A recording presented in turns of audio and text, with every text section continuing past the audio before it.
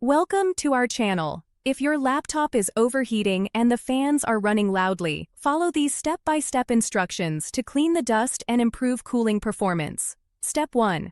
Shut down your laptop completely and unplug the power cable. Remove the battery if it is removable to ensure safety while working on the device. Step 2. Locate the air vents on your laptop, which are usually on the sides or bottom. These vents allow air to flow through the cooling system. Step 3. Use compressed air to blow dust out of the vents. Hold the can upright and use short bursts to avoid moisture. Work in a well-ventilated area or outdoors.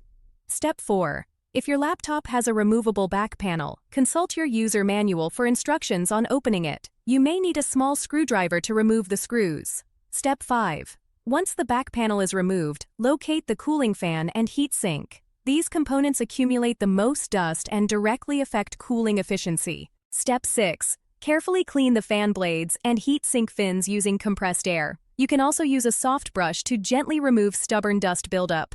Step 7. Check the thermal paste on the CPU and GPU. If it appears dry or cracked, consider reapplying fresh thermal paste to improve heat transfer.